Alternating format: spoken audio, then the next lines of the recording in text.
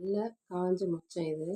இதை நைட்டே நம்ம ஊற வச்சுக்கணும். ஊற வச்சுட்டு இதை நல்லா தண்ணியில் மொச்சப்பயிறு புளிக்குழம்பு பார்க்கலாமுங்க. இப்போ பாருங்கள், இது மொச்சப்பயிறு நைட்டு ஊற வச்சிங்கன்னா அது ஊற வச்சது. இப்போ கொஞ்சம் வெந்தயம், ஒரு ஸ்பூன் எண்ணெய், வெங்காயம் போட்டு வேக வச்சுருக்கேன். இது நல்லா வேகட்டுங்க.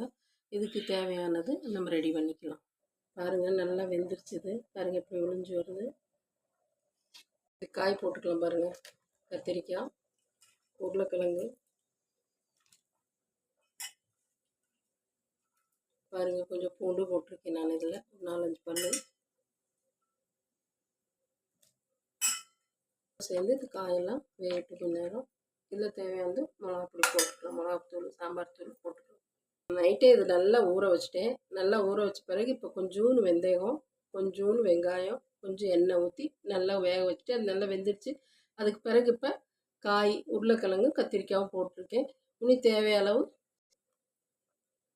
நம்ம காரத்துக்கு தகுந்த மாதிரி மிளகாத்தூள், இனி சாம்பார் தூள், கொஞ்சம் தனியாத்தூள் 3 போட்டுக்கலாம். பாருங்கள், சாம்பார் தூள் போட்டிருக்கேன். பாருங்கள், கொஞ்சம் மல்லித்தூள் போட்டுக்கலாம்.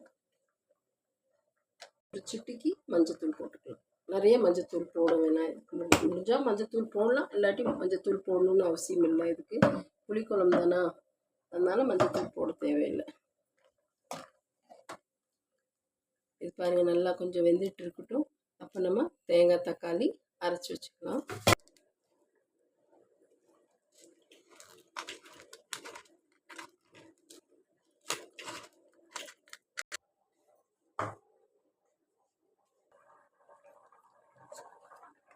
தேங்காய், தக்காளி பாருங்கள் நல்லா நைஸாக அரைச்சி வச்சுருக்கோம். இந்த குழம்புல ஊற்றிக்கலாம். நல்லா இது வேகட்டும். நல்லா வெந்துச்சுன்னா நல்லா கெட்டி ஆயிரும். இது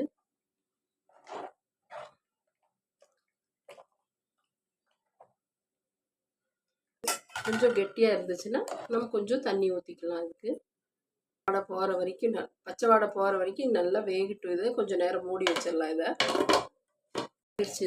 காய் எல்லாமே வெந்துருச்சு நல்லா. இதுக்கு கொஞ்சம் தேவையான புளி பாருங்க கரைச்சி வச்சுருக்கேன். இந்த புளியை இங்கே ஊற்றிக்கலாம்.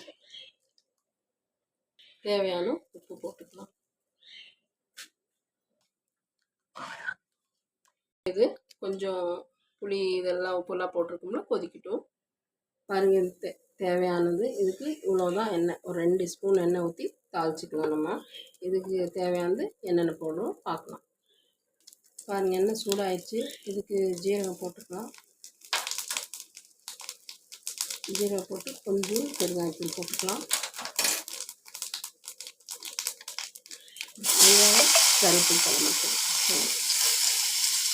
கருவேப்பிலை தலை நல்லா வணங்கிடுச்சு. இது நம்ம எடுத்து இந்த குழம்புல இதை நம்ம சேர்த்துக்கலாம். இது அவ்வளோதான். இந்த குழம்பு தேவை ஜாஸ்தி படாது. குழம்பு சூப்பராக நல்லா கெட்டியாக நல்லாயிருக்கும். இட்லிக்கோ, தோசைக்கோ, சாப்பாட்டுக்கு எல்லாத்துக்கும் சாப்பிட்லாம். சூப்பராக இருக்குது. நீங்களும் ட்ரை பண்ணி பாருங்கள்.